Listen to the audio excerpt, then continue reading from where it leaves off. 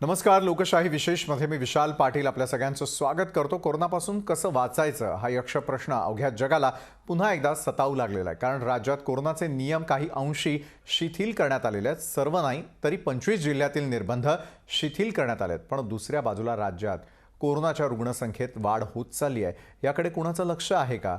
निर्बंध हटवा किंवा शिथिल करा, लोकल प्रवास करू द्यावा, मंदिरं खुली करा अशी मागणी होते. पण सर्व खुलं केल्यानंतर रुग्णसंख्येमध्ये झपाट्यानं वाढ होऊ शकते. ही बाब का दृष्टीआड केली जाते? सध्या जगभरातील अनेक देशांमध्ये चौथ्या लाटेला सुरुवात झाली आहे. रुग्णसंख्या वाढते, मृतांचा आकडाही वाढतोय. अशा वेळी आपण शिथिलतेची मागणी करायची की स्वतःवरती निर्बंध लादून नियमांचे काटेकोरपणे पालन करायचं? याच विषयावर आपण लोकशाही विशेषमध्ये करणार आहोत चर्चा.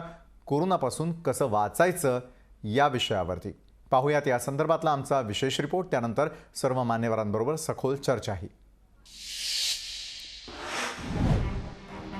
सावधान, कोरोना डोकं वर काढतोय. केरळमध्ये कोरोनाचा महाकहर. महाराष्ट्रातही रुग्णसंख्येत होतीये मोठी वाढ. अमेरिकेसह मध्य पूर्वेतील देशांमध्ये चौथी लाट. राज्यात तिसऱ्या लाटेचे संकेत. बातमी गंभीर आहे. गेल्या काही दिवसांपासून राज्यात कोरोनाचे रुग्ण वाढतायत. केवळ महाराष्ट्रातच नव्हे तर देशातही रुग्णसंख्या वाढतीये. विशेष म्हणजे केरळमध्ये रोज 22,000हून अधिक रुग्णांची वाढ होतीये. या पार्श्वभूमीवर कोरोनाला अधिक गांभीर्यानं घेण्याची गरज आहे. याबाबत नुसती जगातील काही देशांवर नजर टाकली. अमेरिकेत चौथ्या लाटेला सुरुवात झाली आहे. विशेष म्हणजे अमेरिकेत 50% लसीकरण झालंय. अमेरिकेत रोज 32,000हून अधिक रुग्ण सापडत आहेत. मध्य पूर्वेकडील देशांमध्ये डेल्टा व्हेरियंटचा कहर. यूकेमध्ये तिसरी लाट सक्रिय.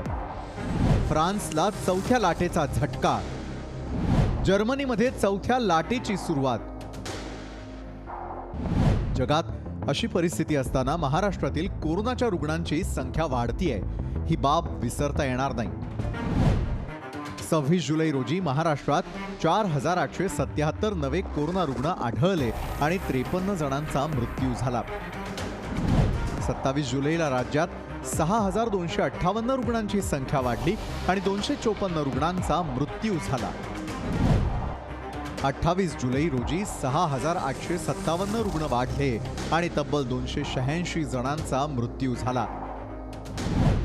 29 जुलैला राज्यात 7,242 रुग्णवाढ झाली तर 190 जणांचा मृत्यू झाला.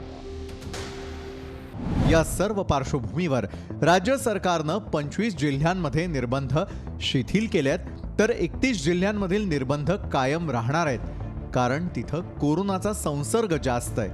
तरीही व्यापारी नाराज आहेत. कारण त्यांना निर्बंधात जास्त शिथिलता अपेक्षित होती. शिवाय मुंबईकरही नाराज आहेत. कारण लोकलबाबत अद्याप निर्णय झालेला नाहीये. आता एक नजर राज्यातील लसीकरणावर टाकूयात. राज्यात आज मितीला 4,30,00,000 लसीकरण झालंय आणि दोन्ही लस घेतलेल्यांचा आकडा 1.5 कोटींवर गेलाय. ही सर्व आकडेवारी पाहिल्यावर राज्यातील कोरोनाची स्थिती आणि आपण कुठे आहोत याचं भान यायला हवं.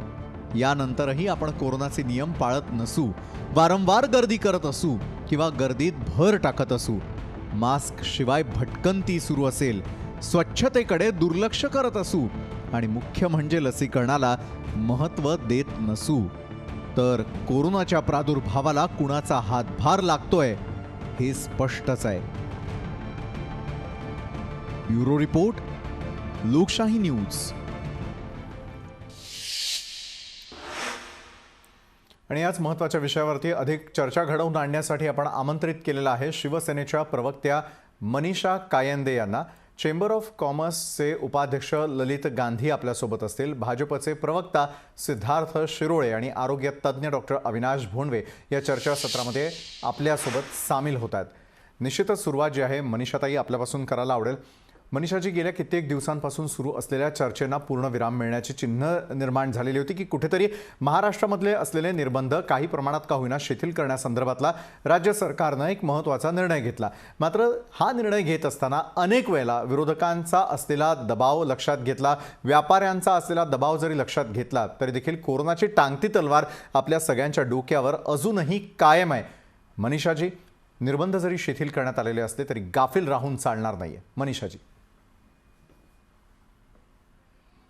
लाट येण्याचे संकेत सर्वच तज्ञांनी दिलेले आहेत आणि आपण इतरही देशांमध्ये पाहिलं तर चौथी लाट वगैरे येते. आता ह्या किती लाटा अशा येणार आहेत त्याचा अंदाज अजून कोणालाच येत नाही, कारण कोरोनावर भरपूर संशोधन चालू आहे, लसी तयार होत आहेत, लसी आता मिळायलाही लागल्या आहेत, इतर देशांमध्ये आता त्याचं चालू झालंय. आपल्याकडे आपल्याला असं वाटतं 4 कोटी झाले म्हणजे पुष्कळ झाले, परंतु हा अजून महाराष्ट्रातच आपल्याला जर का 12 कोटी जनतेला द्यायचे आहेत, पूर्ण देशभरात तर अजून पुष्कळच मोठी मजल मारायची राहिली आहे. आणि त्यामध्ये विरोधक असतील, आता विरोधकही शेवटी म्हणजे ते कोणी ना कोणी व्यापारी असतात किंवा कोणी असतात, परंतु दुर्दैवाने काय होतंय की पहिल्या दिवसापासून कोरोनावर राजकारण सुरू आहे आणि मग हे उघडा ते उघडा ते उघडा देवळं उघडा सगळं म्हणजे या सगळ्या बोलणाऱ्यांमध्ये काही चुकीचं आहे असं मी म्हणत नाही. प्रत्येकाला वाटतं की आपला व्यापार धंदा चालू राहावा, व्यापाऱ्यांचं अतिशय म्हणजे त्यांचं काहीच चुकत नाहीये. परंतु आपण बघितलं असेल की पहिला लॉकडाऊन आणि दुसरा लॉकडाऊन यामध्ये पुष्कळ फरक होता. दुसऱ्या लॉकडाऊन मध्ये बऱ्याचशा गोष्टी चालू देखील होत्या, म्हणजे रेस्टॉरंट पूर्ण बंद नव्हते, टेक अवे होतं किंवा जे काय चालू होतं ऑनलाईन सगळं चालू होतं. दुकानं देखील सकाळी 7 पासून 11 पर्यंत चालू होती. बऱ्याचशा गोष्टी म्हणजे ज्याला एक नॉर्मल माणूस फंक्शन करू शकेल एवढं होतं. अर्थातच ज्यांच्या नोकऱ्या गेल्यात, सगळ्यात बिकट परिस्थिती मानसिक खच्चीकरण कोणाचं झालं असेल तर विद्यार्थ्यांचं झालेलं आहे की ज्याकडे आपण फार अजून त्याच्याबद्दल गांभीर्याने बोलत नाही आहोत, कारण त्याच्याबद्दल ऑनलाईन शिक्षणाला काही पर्याय नव्हता. ऑनलाईन शिक्षणही किती टक्के लोकांचं झालं आपल्याला माहिती आहे, सगळे सर्वेज आपल्या समोर आहे. त्यामुळे मला असं वाटतं की आज देखील आम्ही आता इतके ग्रामीण भागात फिरतो, प्रत्येकाला सांगून सांगून थकतो की मास्क लावा मास्क लावा. ग्रामीण भागात तर मी अतिशय दुर्गम खेड्यात मध्यंतरी मी गेले होते विदर्भामध्ये, आता मी मुद्दामून नावच सांगणार नाही कारण असं तिथल्या लोकांना दोष दिल्यासारखं होईल, परंतु तिथे असं वाटलं की कोरोना नाहीये की काय. म्हणजे आता एवढं सगळे जगभर बोंबाबोंब सुरू आहे कोरोनाबद्दल, टीव्हीच्या माध्यमातून व्हॉट्सअपवर आपण वाचून वाचून थकलोय कोरोनाबद्दल. आता म्हणजे इतके मोठे मोठे कॉम्प्लिकेटेड शब्द आता लोक सहज बोलायला लागलेत, रेमडेसिवीर वगैरे अशासारखे. तर इतकं सगळं असताना देखील लोक अजून मास्क 100% लावत नाहीत किंवा नेमका बोलताना खाली करतात आणि इतर वेळा तोंडावर असतो. म्हणजे ज्यावेळी मास्क वर असायला पाहिजे त्यावेळी तो नेमका खाली असतो. तर मला असं वाटतं की जागरूकता, जनजागरण मोहीम आपण सगळं करतोय, वॅक्सिनेशन घ्या, अजूनही काही लोकांना वॅक्सिन बद्दल भीती आहे, तर खूप मोठी जबाबदारी आपल्या सगळ्यांवरच आहे. मग ते बरोबर आहे, जबाबदारी जेवढी आता राजकीय नेत्यांची वाढलेली आहे तेवढीच सर्वसामान्य जनतेची देखील वाढलेली आहे. सिद्धार्थ शिरोळेजी, मी आपल्यापासून सुरुवात करतो. आता लसीकरणाचा मुद्दा देखील महत्त्वाचा जो तो उपस्थित केला मनीषाजी कायंदे यांनी. त्याचबरोबर कोरोनाचे नियम जरी शिथिल करण्याचा निर्णय घेण्यात आलेला असला तरी देखील त्यांच्या नियमांची होणारी पायमल्ली आपल्याला सगळ्यांना दुर्लक्षित करून चालणार नाही. मात्र तरी देखील अनेक वेळेला विरोधकांकडून अनेक गोष्टींसाठी राजकारण केलं जातं आहे का? थेटपणे ज्यावेळेला सरकारला निर्बंध शिथिल करण्यासंदर्भात सांगितलं जातं, व्यापाऱ्यांची असलेली कळकळ असेल किंवा मग रेल्वेनं प्रवास असेल, कारण आता अनेक जणांचं लसीकरण झालेलं आहे, 2-2 वेळेला लसी घेऊन झालेल्या आहेत. मात्र तरी देखील जर आपण निर्बंध शिथिल केले तर मात्र भारतातली कोरोनाची लाट पुन्हा वाढण्याची शक्यता निश्चितच निर्माण झालेली असताना यावरून होणारं राजकारण याकडे आपण कसं पाहताय? सिद्धार्थ शिरोळे.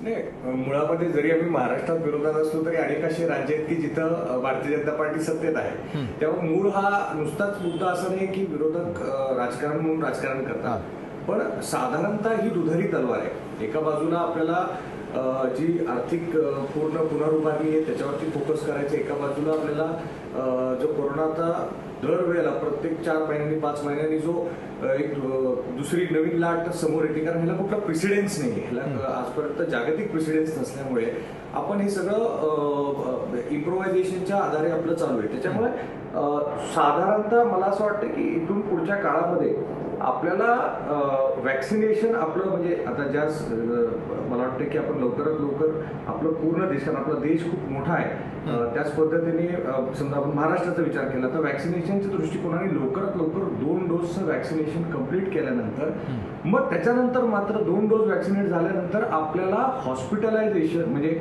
त्याच्यानंतर किती लोकांना कोरोना होतोय ह्या गोष्टीवरती आपल्याला खूप जास्त बारकाईने लक्ष ठेवलं पाहिजे की पोस्ट 2 डोसेस ऑफ वॅक्सिनेशन आपण परत किती केसेस व्हायरसचे होत आहेत आणि त्याच्यामुळे किती हॉस्पिटलायझेशन होत आहेत आणि किती डेथ्स होत आहेत.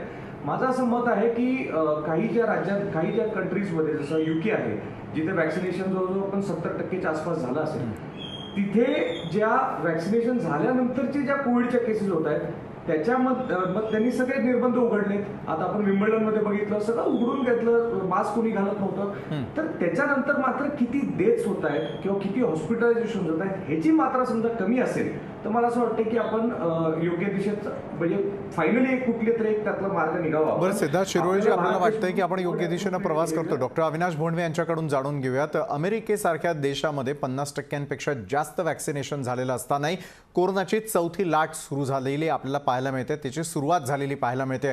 भारत नेमका आहे तरी कुठे?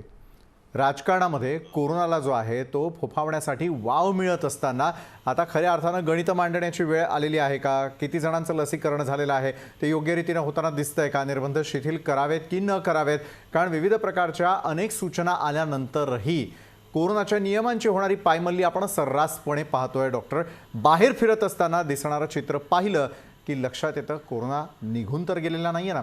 मात्र त्याहीपेक्षा जास्त चिंताजनक बाब हीच आहे की भारतामध्ये, देशामध्ये, राज्यात प्रत्येक ठिकाणी कोरोना हळूहळू का होईना वाढताना दिसतोय. केरळचंही उदाहरण घेतलं तर त्या ठिकाणी सगळेच निर्बंध पुन्हा एकदा कडक करण्याची वेळ आलेली आहे. महाराष्ट्र कुठे आहे? डॉक्टर अविनाश भोंडवे. विशालजी, एक सर्वात प्रथम महत्वाची गोष्ट म्हणजे कोरोनाची साथ किंवा महामारी हा एक वैद्यकीय गोष्ट आहे ही, आणि त्याच्यावरचा उपचार, त्याच्यावरचे निर्बंध आणि त्याच्यासाठीच्या इतर ज्या गोष्टी ह्या वैद्यकीय विचार करूनच घेतल्या पाहिजेत. आपण जर आता पाहिलं तर महाराष्ट्राचा विचार करूया. आपण जर असं पाहिलं तर साधारणतः जूनच्या 15-16 तारखेनंतर कोरोनाचे जे नवीन रुग्णांची संख्या आहे ती 10,000च्या आसपास होती आणि ती हळूहळू कमी होत गेली, परंतु ती कधीही 6,000च्या खाली गेली नाही. 6 ते 8,000 गेले काही दिवस ही त्या पद्धतीने चालू आहेत, खालीवर होतीये. गेल्या 3 दिवसात ते आकडे थोडेसे वाढत चाललेत. आपण याच वेळेला जर पाहिलं तर भारतामध्ये सुद्धा हीच परिस्थिती आहे की गेल्या 3 दिवसात भारतातले आकडे वाढलेले आहेत. आणि दुसरं एक त्यामध्ये महत्वाची गोष्ट म्हणजे ICMRचा जो आता सिरो सर्व्हेचा रिपोर्ट आला त्याप्रमाणे केरळमध्ये फक्त 44% लोकांमध्ये सिरो पॉझिटिव्हिटी आहे, तर महाराष्ट्रामध्ये फक्त 50% पॉझिटिव्हिटी आहे. आणखीन एक ICMRचा आणखीन एक त्यांनी जो आकडेवारी जाहीर केली आहे त्याप्रमाणे महाराष्ट्रामध्ये साधारणतः दर रुग्णामागं 12 रुग्ण मिस झालेले आहेत. केरळमध्ये 7 रुग्ण मिस झालेले आहेत आणि बिहार सारख्या राज्यांमध्ये एका रुग्णामागं 134 रुग्ण मिस झालेले आहेत. सांगायचा मुद्दा असा की हे आकडेवारी बदलून तरी आता असं दिसतंय की ही दुसरी लाट जी आहे ती अजिबात नियंत्रणात आलेली नाही. महाराष्ट्राच्या बाबतीत जर आपण पाहिलं तर गेल्या 15 दिवसात 20 दिवसात जे काही शिथिलीकरण झालेलं आहे, लॉकडाऊनमध्ये जो काही थोडासा सैलपणा आणला होता त्यामुळं ही रुग्णसंख्या कायमच राहिलेली आहे. आणि आता यापुढे जर आपण ती जर मुक्त केली, आपण जर खूप शिथिल केलं तर लोकांमध्ये थोडासा उत्साह आहे, अजूनही पुन्हा एकदा गर्दी होईल आणि हे आकडेवारी वाढू शकेल. आजही महाराष्ट्रातल्या जवळजवळ 11 जिल्ह्यांमध्ये पॉझिटिव्हिटी रेट जो आहे तो 7 ते 8च्या दरम्यान आहे. म्हणजे सातारा, कोल्हापूर, सोलापूर, पुणे, त्यानंतर सांगली आणि त्याच्या नजीकचा सिंधुदुर्ग या सगळ्यांमध्ये म्हणजे पश्चिम महाराष्ट्रामध्ये खूप मोठ्या प्रमाणात 7 ते 8% पॉझिटिव्ह रेट आहे. याचाच अर्थ असा अजूनही ती वेळ आलेली नाहीये की आपण हे निर्बंध शिथिल करू. एका दृष्टीने ह्याच्यामधला आर्थिक बाब जर आपण घेतली तर ते कदाचित रास्त असेल, परंतु ही एक आपत्ती आहे. विचार करा, आपल्या इथं जर महायुद्ध चालू आहे, रस्त्यावर बॉम्ब फुटतायत आणि अशा वेळेला जर आपण बाहेर पडणं बंद ठेवलं असेल तर त्यावेळेला आपण ही मागणी करू का? कारण शेवटी ही जर साथ वाढली तर प्रत्येकाच्या जीवाशी बेतणार आहे. आज अमेरिकेमध्ये सुद्धा त्यांनी मास्क जे आहे ते मास्क घातले नाहीत तरी चालेल अशा प्रकारे मे मध्ये जाहीर केलं होतं, परंतु तिथले आकडेवारी पाहता तिथे 50% लसीकरण होऊनही तिथे आज परवा त्यांनी मास्क कंपल्सरी केले. फक्त बाहेरच नव्हे तर घरांमध्ये किंवा ऑफिसेसमध्ये सुद्धा आपण मास्क वापरायलाच पाहिजेत असं सांगितलं.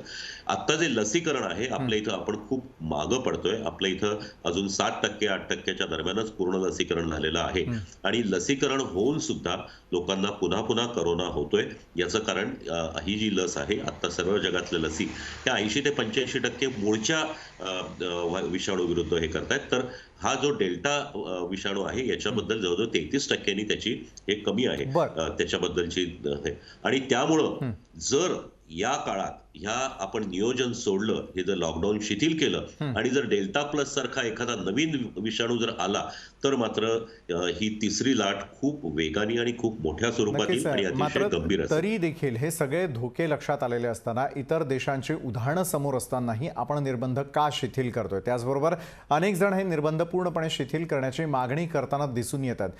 खरोखर हा उपजीविकेसाठी असलेला संघर्ष आहे की मग राजकीय हेतू पुरस्सर अशा प्रकारे जे आहेत त्या मागण्या केल्या जात आहेत? हे देखील जाणून घेणार आहोत. जाणून घेण्यासाठी आपल्याबरोबर महाराष्ट्र चेंबर ऑफ कॉमर्सचे उपाध्यक्ष ललित गांधी या चर्चासत्रात जोडले जात आहेत एका छोट्याशा ब्रेकनंतर.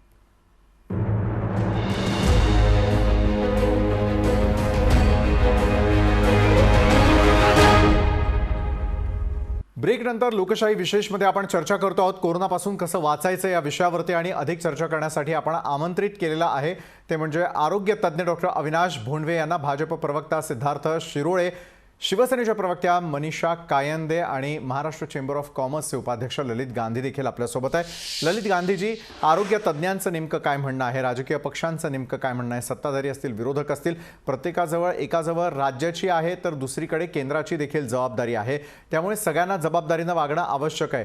सर्वसामान्य नागरिक देखील आपली जबाबदारी पाळत नाहीत आणि त्यानंतर मग कोरोना कशा प्रकारे फैलावतोय हे आपण सगळेजण पाहतोय. मात्र त्यातही आता रस्त्यावरती उतरून जी मागणी केली जाते निर्बंध शिथिल करण्यासंदर्भामध्ये आज राज्याला देखील महत्त्वपूर्ण निर्णय घ्यावे लागलेले आहेत. मात्र सोयीस्कर वाटतंय आपल्याला हे सगळं.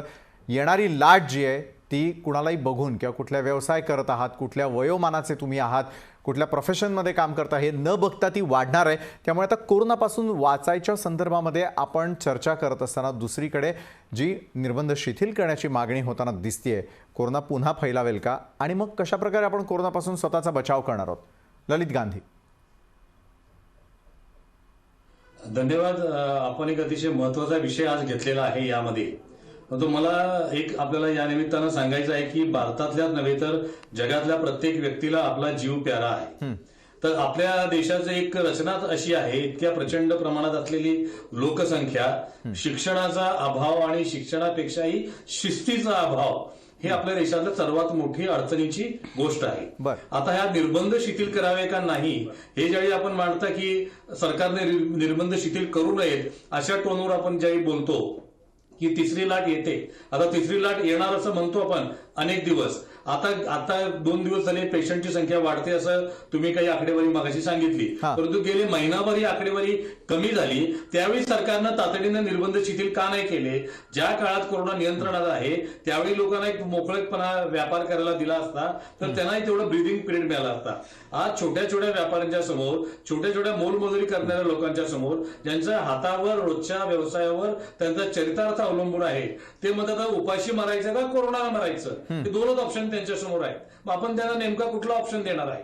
त्यामुळे याच्या पाठीमागे फार मोठा एक सामाजिक अडचण आपल्या सगळ्यांच्या समोर आहे आणि असं सातत्यानं किती दिवस आम्ही हे निर्बंध ठेवणार यालाही आपल्याला कुठेतरी गांभीर्याने विचार करावा लागेल. बरोबर. ललित गांधीजी, आपलं म्हणणं लक्षात आलं. मात्र मनीषा कायंदे यांना उत्तर द्यावं लागेल की ललित गांधी यांचं म्हणणं आहे की कोरोनाची आकडेवारी कमी झाल्यानंतर तातडीनं निर्णय का घेण्यात आले नाही, ते का लांबवण्यात आले, असा प्रश्न आहे आपल्यासाठी.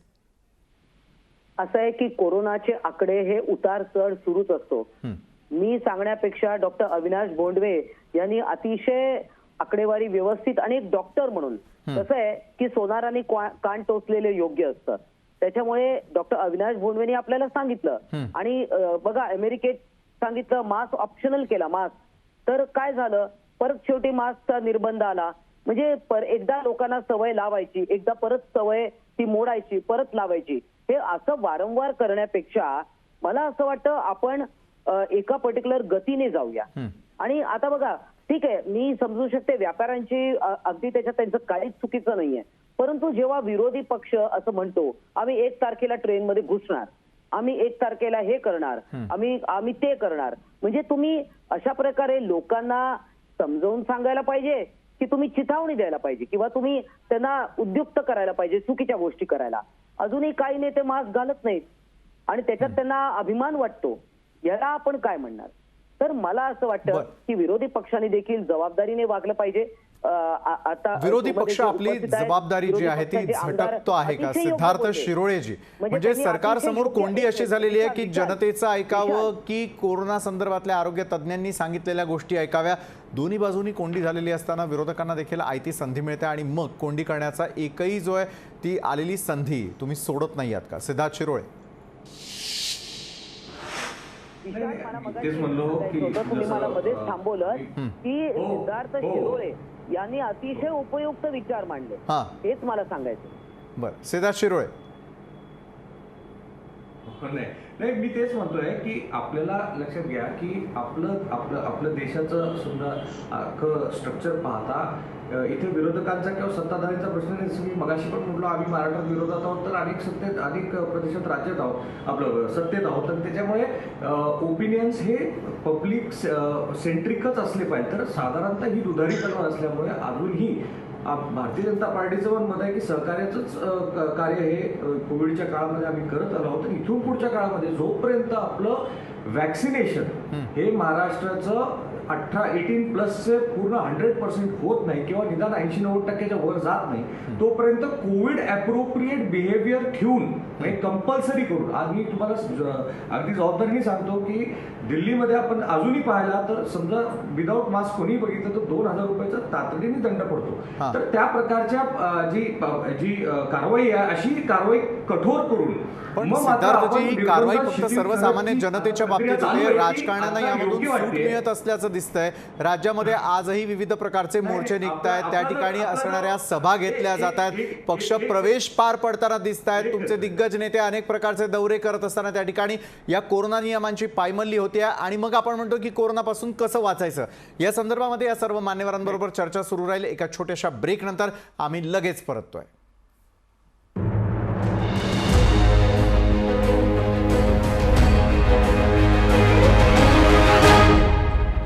ब्रेक नंतर आपल्या सगळ्यांचं पुन्हा एकदा स्वागत. आपण चर्चा करत आहोत कोरोनापासून कसं वाचायचं. मनीषा कायंदेजी, मला तुम्हाला प्रश्न विचारावा असं वाटतो की एका बाजूला सुरू असलेले दौरे असतील, मोर्चे असतील, पक्षप्रवेश असतील, प्रत्येक ठिकाणी कायद्याची पायमल्ली होताना दिसते. ज्या प्रकारचे कोरोना नियम पाळणं आवश्यक आहे त्याची आपण सर्वसामान्यांकडून नेहमी अपेक्षा ठेवतो, मात्र आता राजकीय पक्षांची देखील तेवढीच जबाबदारी वाढलेली आहे असं आपल्याला नाही का वाटत?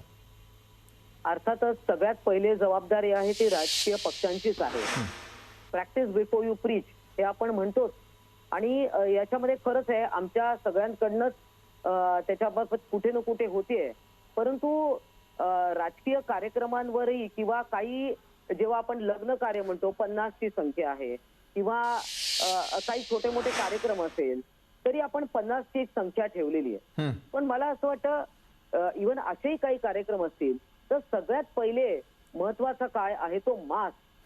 त्या ठिकाणी आता समजा मी एका ठिकाणी काही बोलते किंवा 4 लोकांसमोर काही बोलते तर मी पहिले एन्श्युअर करायला पाहिजे ना की तुम्ही मास्क सगळ्यांनी वर करा, हनवटीला न ठेवता तुम्ही पहिले वर तोंडावर नाकावर घ्या. निदान एवढं जरी आपण सगळ्यांनी केलं तरी मला वाटतं पुष्कळ फरक पडेल आणि हे आपण सगळ्यांनीच करायला पाहिजे. दोष आरोप कोणात करायला गेलं तर सगळ्यांवरच येतील. मला असं वाटतं स्वयंशिस्त ही सगळ्यात महत्वाची आहे आणि कुठेतरी आपली मानसिकता अशी असते की नियम आपण मोडले की आपल्याला कुठेतरी एक मानसिक आनंद मिळतो, एक सर्वसामान्य कुठेतरी एक भावना असते की मी कसा नियम मोडला आणि त्याच्यात एक कुठेतरी सुख मिळतं माणसाला. ही जी प्रवृत्ती आहे मग ती कुठलीही असो तर ह्या प्रवृत्तीशी आपल्याला लढा द्यायचा आहे. खरोखर या प्रवृत्तीशी लढा देणं खरोखर शक्य होत आहे का? कारण ललित गांधी यांच्याकडे जाऊयात. ज्या प्रकारे राजकीय पक्ष आपापली बाजू मांडताना दिसतात ललित गांधीजी, मात्र व्यापाऱ्यांची मागणी ही पूर्णपणे वेगळी आहे. कोरोनाच्या या संकट काळामध्ये सगळं सुरळीत व्हावं असं वाटत असताना आता सर्वच राजकीय पक्षांनी मिळून या संदर्भातला सुवर्ण मध्य काढणं आता आवश्यक झालंय असं आपल्याला वाटतं का? कारण काही जणांवर जबाबदारी टाकली जाते, काही जण जबाबदारी घेण्यासाठी तयार नसल्याचंही चित्र आहे. सुवर्ण मध्य कसा साधायचा आणि कोरोनापासून कसं वाचायचं? ललित गांधी. यामध्ये दोन गोष्टी आहेत. आता मनीषाजींनी जे सांगितलं की स्वयंशिस्त ही सगळ्यात महत्वाची आहे. कारण आता 1.5 वर्ष झालं आपण कोरोना बरोबर राहतोय आणि गेल्या वर्षीच्या परिस्थिती आणि आताची परिस्थिती यामध्ये फार मोठा फरक आहे. आता बऱ्यापैकी लोकांना कळालेलं आहे की धोका कशात आहे.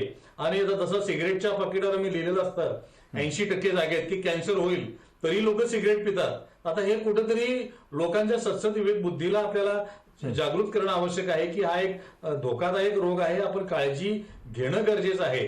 आणि त्यातूनही कोणी निष्काळजी राहत असेल तर आपण 130 कोटी लोकांच्यावर नियंत्रण ठेवणं शक्य नाही आणि 130 कोटी लोकांचं नियंत्रण ठेवता येत नाही म्हणून लॉकडाऊन करायचा. आमच्या मते एक सगळ्यात मोठी चूक जी आम्हाला जाणवते की आता ह्या जवळपास 100 दिवसाचा लॉकडाऊन आम्ही फेस करतोय, यामध्ये काही घटक चालू आणि काही घटक बंद हे चुकीचं लॉजिक वापरलं गेलं. राज्याच्या मुख्यमंत्र्यांनी 7 एप्रिलला राज्याच्या प्रमुख व्यापारी नेत्यांची बैठक बोलवली होती, मीही त्यामध्ये होतो. स्वतः उद्धवजी म्हणाले की वेळेचं बंधन असलं तर लोक कमी वेळेत जास्त गर्दी करतात, त्यामुळे वेळेचं बंधन ठेवू नका, म्हणजे लोक वेगवेगळ्या वेळेला येतील. परंतु प्रत्यक्ष आदेश निघताना हे प्रत्येक वेळी वेळेच्या बंधनासह आदेश आले. मग नेमकं असं का होतंय? बरोबर. आणि ह्या सगळ्या गोष्टीमुळे आपलं व्यापार डिस्टर्ब होतो. बरं मनीषाताई, मग कथनी आणि करणी यामध्ये फरक का जाणवतो? ऐका ना, पहिले सकाळी 7 ते 11 दुकानं चालू होती. अत्यावश्यक सेवा, जे केमिस्ट असतील किंवा धान्याचे होते. नंतर आपण ते पुढे 2 पर्यंत वाढवले आणि आता सर्व दुकानं 4 पर्यंत आहे. म्हणजे आपण नियम शिथिल करतो आहे. आणि त्याच्यामध्ये का? कारण व्यापारी वर्गाचा जो तोटा होतो तो कुठेतरी भरून काढावा या दृष्टिकोनातून. त्यामुळे नियम अगदी शिथिल केले नाही का? तर असंही नाही. सरकारला पूर्ण काळजी आहे आणि मला असं वाटतं की महाराष्ट्राच्या मुख्यमंत्र्यांनी प्रत्येक वर्गाशी बोललेले आहेत. मग ते व्यापारी असतील किंवा इव्हन फिल्म इंडस्ट्री असतील, टीव्ही आणि मीडियावाले असतील, सगळ्यांशी ते बोलत आहेत. कुठला एक घटक वर्ग असा दाखवा की ते त्यांच्याशी बोललेले नाहीयेत. परंतु आता राहिला विषय लोकलचा, तर मला असं वाटतं की थोडा आपण धीर धरला पाहिजे. मला माहिती आहे की रस्त्यावरचा ट्रॅफिक खूप वाढतोय आणि 2-2 तास लागतात आहे, पहाटेपासून लोक निघतात आहे. परंतु मला असं वाटतं वॅक्सिनेशन आणि मास्क, जरी तुम्ही वॅक्सिन घेतलंय तरी मास्क हा आवश्यक आहे. आपल्याला मला असं वाटतं अजून 1 का 2 वर्ष मास्क लावावा लागेल.